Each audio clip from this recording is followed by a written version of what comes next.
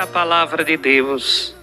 Jesus viu 2 barcas paradas na margem do lago. Os pescadores haviam desembarcado e levavam as redes. Subindo numa das barcas, que era de Simão, pediu que se afastasse um pouco da margem. Depois sentou-se da barca, ensinava as multidões. Quando acabou de falar, disse a Simão: avança para águas mais profundas e lançai vossas redes para a pesca. Simão respondeu: Mestre, nós trabalhamos a noite inteira e nada pescamos, mas em atenção à tua palavra, vou lançar as redes. Assim fizeram e apanharam tamanha quantidade de peixes que as redes se rompiam. Então fizeram sinal aos companheiros da outra barca para que viesse ajudá-los. Eles vieram e encheram as 2 barcas a ponto de quase afundarem. Ao ver aquilo, Simão Pedro atirou-se aos pés de Jesus, dizendo: Senhor, afasta-te de mim, porque sou um pecador. É que o espanto se apoderara de Simão e de todos os seus companheiros, por causa da pesca que acabavam de fazer. Tiago e João, filhos de Zebedeu, que eram sócios de Simão, também ficaram espantados. E Jesus, porém, disse a Simão: não tenhas medo, de hoje em diante tu serás pescador de homens. Então levaram as barcas para a margem, deixaram tudo e seguiram Jesus. Palavra da salvação. Glória a vós, Senhor.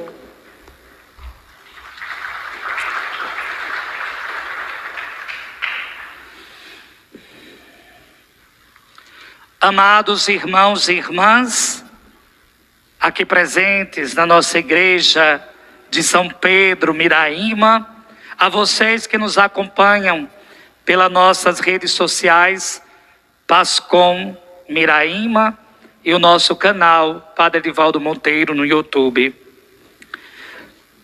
Esta é a nossa segunda quinta eucarística, vivida pela nossa comunidade paroquial, que desde as 8 horas está aqui aos pés de Jesus, para dele escutar a palavra de Deus para nós, para dele aprender a levar a palavra de Deus para ser praticada em nossa vida e em nossa família.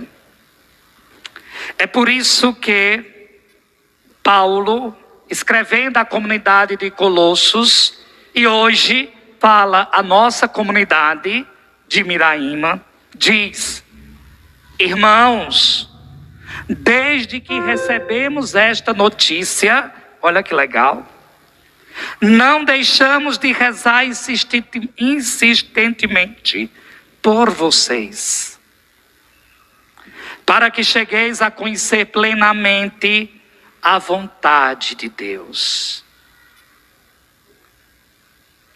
com toda a sabedoria e com discernimento da luz do Espírito. Com toda a sabedoria e discernimento à luz do Espírito. Veja, Paulo contempla a comunidade de Colossos, que foi evangelizada por ele, que foi organizada e que agora caminha com seus pezinhos. Contempla os frutos, a graça. E mesmo diante das dificuldades, mesmo diante daqueles que na comunidade não quiseram dar as mãos para essa linda ciranda do reino de Deus, Paulo reza insistentemente pela comunidade. E foi isso que fizemos hoje, rezando, intercedendo por nossa comunidade, por nossas famílias, pelo Brasil, pelo mundo. E a oração que dirigíamos neste início de mês de setembro, mês da Bíblia, quando nós católicos somos convidados a refletir, a se aproximar mais da palavra de Deus. A nossa oração ao Senhor subia numa prece, para que cheguemos a conhecer plenamente a vontade de Deus. É por isso que estamos aqui.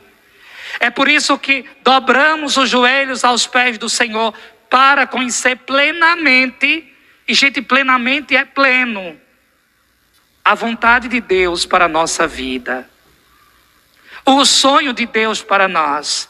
O querer de Deus para cada um de nós. Mas não de qualquer jeito. Com toda sabedoria. E com todo discernimento da luz do Espírito. Porque é o Espírito que conduz a evangelização da igreja. É o Espírito Santo que anima, que dá força, que faz a gente estar aqui hoje, que faz você estar aí nos acompanhando hoje. É o Espírito Santo. É Ele que nos dá a sabedoria necessária para compreendermos a vontade de Deus para cada um de nós. Por quê? Devemos compreender a vontade de Deus, revelada por Jesus Cristo. O Deus revelado por Jesus.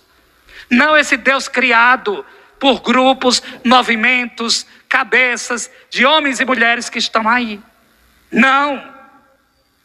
Não é esse Deus. Mas é o Deus Yahvé, revelado por Jesus através das Escrituras.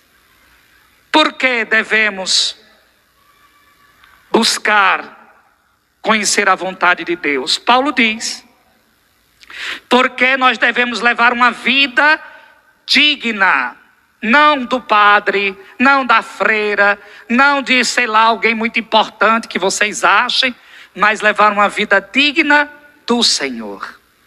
É para Ele. A Ele a honra, a Ele a glória, a Ele o louvor. Vivemos, nos movemos e somos pelo Senhor. Porque senão não tem graça. Porque nós vamos nos frustrar. Porque qualquer ser humano, por mais santo que esteja na terra, é passível de erro. E na queda dele pode ser a queda da comunidade, pode ser a queda de muitos. Por isso que nós precisamos conhecer a vontade de Deus para a nossa vida, para vivermos uma vida digna do Senhor. É por isso que vocês estão aqui, amados e amadas. É por isso que existe igreja. É por isso que as nossas pastorais, os nossos movimentos, à luz do Espírito Santo, né, com uma riqueza de espiritualidade, se coloca a serviço dos irmãos e irmãs. Para quê? Para nos ajudar a conhecer a vontade de Deus para nós, para que possamos viver uma vida digna de quem? Do Senhor. Do Senhor. Para lhe serdes agradáveis em tudo. Não basta agradar o Senhor só na igreja. E aqui vocês me permitam, pelo amor de Deus. Eu gosto de um exemplo, é engraçado, mas ajuda a gente a refletir. Tem gente que na igreja, né, é tão puritana, né, é irônico. Puritana. E um banco desse não dá mais, porque as asas, né, crescem, a auréola e aquela coisa toda. Terminou, sei lá, o encontro, a missa. Quando vai saindo no patamar da igreja, as asas vão encurtando, a auréola some, as pontinhas começam a aparecer, daqui a pouco um rabão dando rasteiro em todo mundo lá fora, e aí você já sabe quando chega em casa, né? Os vizinhos conhecem muito mais do que a gente aqui na igreja. Vejam, é isso que Paulo está dizendo.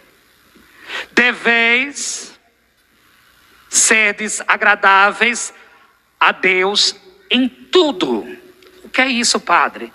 É a vida que eu sou, aquilo que eu sou aqui na igreja deve ser um reflexo do que eu sou em casa, do que eu sou no trabalho, do que eu sou no lazer, no balneário, na praia, na lagoa, no açude, na bica, sei lá.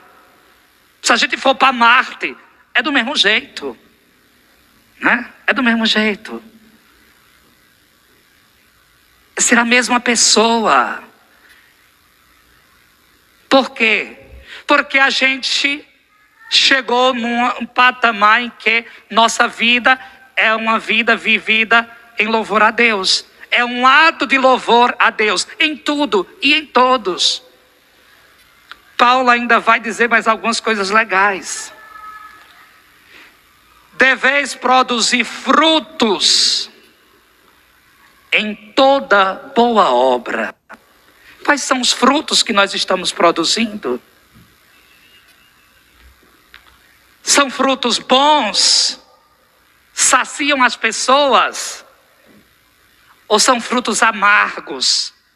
Que andam amargando a vida das pessoas? Que andam envenenando a vida de pessoas, grupos, trabalho, casas?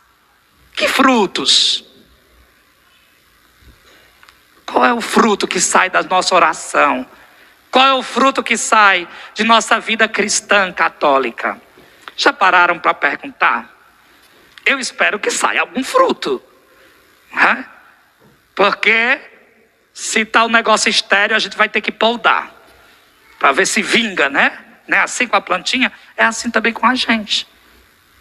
E essa poda dói, mas é necessário. É preciso crescer no conhecimento de Deus. Gente, só cresce no conhecimento de Deus quem lê a palavra. E eu dizia numa dessas pregações de festa de padroeiro, que está uma bênção. Desde já eu agradeço a todas as comunidades que já tiveram festa de seus padroeiros, ou que estão tendo. Se nós não temos a cultura, porque enfim o brasileiro não tem essa cultura da leitura, infelizmente, pelo menos venha participar da missa, vá participar do círculo bíblico, porque escuta a palavra. Já que a gente não lê, escuta. E aí vai colocando em prática, né? Vai trabalhando a nossa, né? A nossa oralidade, a nossa capacidade de apreensão e de colocar em prática a palavra. Mas é preciso crescer no conhecimento de Deus. Repito, do Deus revelado por Jesus. Não desse Deus que está sendo revelado por aí. Um Deus que faz guerra, um Deus que faz acepção de pessoas, um Deus que salva uns e condena outros. Não. É o Deus de Jesus Cristo. É esse Deus. E a gente só cresce através da leitura da palavra. O católico, infelizmente, tem medo da palavra. Não pode ser assim. Eu sei que a gente paga um preço, porque lá no início a gente não teve uma educação bíblica. Botou a palavra na mão do católico, queima como brasa. Não pode. E aí ele coloca: animados de muita força pelo poder da sua glória, de muita paciência, porque não é fácil o caminho de Jesus. Não é fácil o seguimento a Jesus. E muita constância. Com alegria, dai graças ao Pai.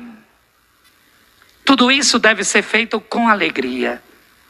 O Papa Francisco nos convida, né? A alegria do Evangelho. Não podemos evangelizar com a cara de Sexta-feira Santa. Vai empolgar quem? Né? Vai motivar quem, pelo amor de Deus? É preciso evangelizar, é preciso falar de Deus, da palavra, com cara de domingo de Páscoa. Turbinado, ressuscitou, aleluia. É assim, é essa alegria. Já pensou? você chegar em casa, dar um acocho no marido, no filho, na esposa, né? No esposo, e dizer: olha, Deus é Deus mesmo, viu? Deus está vivo e por isso que a gente está aqui. É assim, empolga, fortalece, anima. Por que é preciso tudo isso? Porque, meus amados irmãos e irmãs, diante de nós é colocado 2 projetos. Aí eu vos convido a meditar comigo e refletir o evangelho de hoje. Vejam, o primeiro projeto é Pedro com os pescadores pescando à noite. Noite é treva. Noite é ausência de luz. E luz é Jesus. Luz é a palavra. Noite é a ausência da palavra. Hoje, a palavra de Deus nos brinda com esse exemplo maravilhoso, com essa reflexão da vida com a palavra de Deus e a vida sem a palavra de Deus. Era noite. Noite é tudo muito difícil, não é? A gente tem um costume de dizer que de noite todo gato é pardo, não é assim, né? Alguma coisa assim. Tudo muda à noite, né? É difícil. A gente até sabe um caminho, mas de noite fica estranho. Por quê? Porque é trevas. É difícil caminhar. Evoca tudo isso, ausência de luz. E Pedro estava pescando nas trevas. Ele conseguiu pescar alguma coisa? Não, nada. E eu ainda arrisco dizer, e quando a gente inventa de pescar nas trevas, até pesca um monte de cacareca e de besteira, que não serve para nada.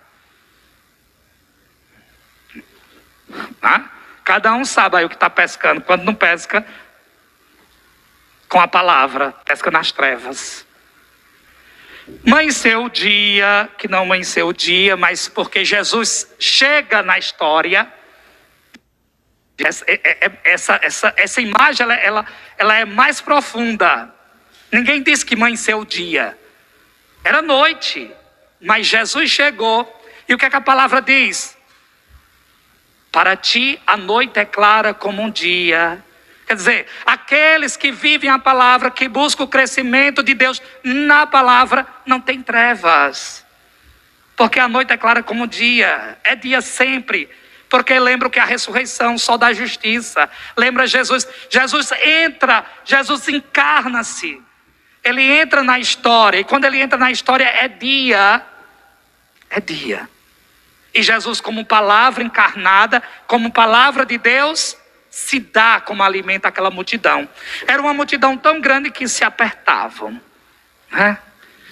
Aqui também, viu? Vocês que estão nos acompanhando, tem uma multidão de gente maravilhosa.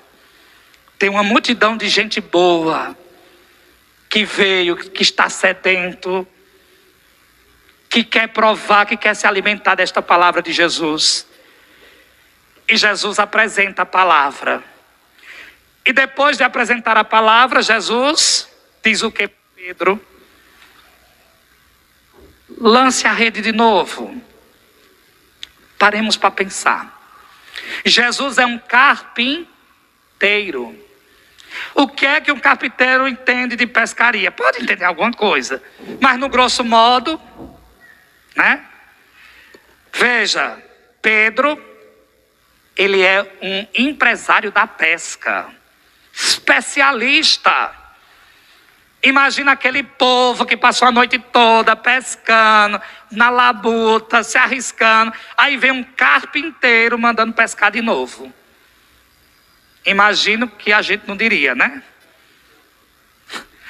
Pedro disse uma coisa muito importante que eu acho que a gente aprende hoje. Se fôssemos dizer algo diferente, que a gente aprenda a dizer o que Pedro disse. Ele sabia de tudo, ele era inteligente. Mas o que foi que ele disse? Em atenção à tua palavra, isso é muito importante. Lançaremos as redes. Senhor, eu tenho um doutorado, eu tenho um mestrado, eu sei isso, eu sei aquilo. Eu tenho todos os dons do Espírito Santo. Mas, em atenção à tua palavra, eu me curvo, eu não sou nada. É essa atitude que devemos ter. É essa atitude que Deus espera de nós. Porque é a palavra, e não qualquer, mas esta, que cura, que salva e que liberta. É esta palavra que nos liberta, é essa palavra que nos salva, é essa palavra que vivifica e que nos dá vida nova. Em atenção à tua palavra, lançaremos as redes. E assim o fizeram. E o que foi que aconteceu? Tanto peixe, tanto peixe, tanto peixe, que uma pessoa só não podia arrastar as redes. Por quê? Porque, gente, não se faz missão sozinho. Não se faz pastoral só. Não se vive o reino de Deus só. Não se prega a palavra só. Não se vive a palavra só. É em comunhão. Se um sozinho inventar de ser o melhor, a rede se quebra, se rasga. Mas cada um dando sua ajuda, seu trabalho, colocando a serviço, eles conseguiram arrastar. E a pesca foi numerosa. É esse o papel da igreja. É esse o papel de cada um de nós, amados irmãos e irmãs, conhecedores da palavra, que nos alimentamos da palavra. E aquilo ali, aquela experiência foi tão doida, tão assim, descabida, tão bombástica, que eles ficaram com medo. Senhor, se afasta de nós, porque somos pecadores. Nós não somos dignos disso que a gente está vivendo, não. Quantas vezes a gente disse isso? Quantas vezes você disse isso e não veio para a igreja? Quantas vezes você disse isso e não dobrou seus joelhinhos para adorar o Senhor na quinta-feira? Quantas vezes nos achamos indignos e ficamos à distância? Ou nos damos como perdidos? E olha o que o Senhor tem para dizer para você que pensa assim, que estava perdido, que estava em trevas, que estava pescando sem a palavra e não pescava nada, nem uma bota, nem lixo. Qual foi a atitude daqueles homens? Essa é a missão da igreja. Essa é a missão de todos nós. E qual foi a atitude daqueles homens? Daquelas pessoas que estavam ali? Eles deixaram tudo e seguiram a Jesus. É para isso que tem igreja. É para isso que a gente vem à igreja, para seguir Jesus, não instrumentalizá-lo, não transformá-lo em devoção, mas para seguir Jesus. Mais um pouquinho da paciência de vocês. Fecha teus olhos nesse momento. Eu vou precisar do grupo de canto para me ajudar. Não se preocupa com nada nesse momento. Eles deixaram tudo e seguiram Jesus. O que é o teu tudo? Qual é a tua dificuldade de deixar para seguir Jesus? O que é que você precisa deixar para seguir Jesus? É hoje o dia. É essa hora. Me ajude a cantar. Senhor, tu me olhaste nos olhos a sorrir. Enquanto o coral vai cantando essa música, reza esta pregação, reza esta palavra na tua vida. Tudo isso aconteceu com Pedro, com os outros discípulos, com as pessoas que estavam. Hoje está acontecendo com você. Eu queria que você olhasse para dentro de você mesmo, para a sua história de vida, para a sua família, para o seu trabalho. Porque é tão difícil deixar tudo para seguir Jesus.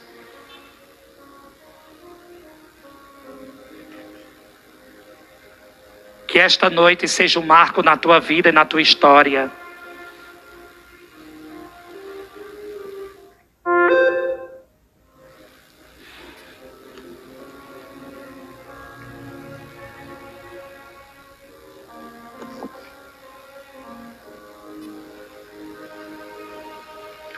Tu te abeirastes da praia, não buscastes,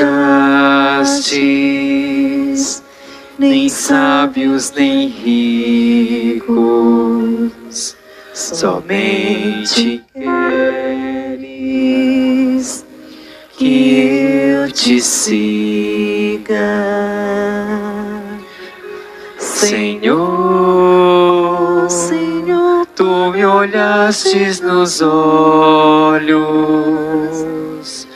a sorrir, pronunciaste meu nome, Senhor, lá na praia.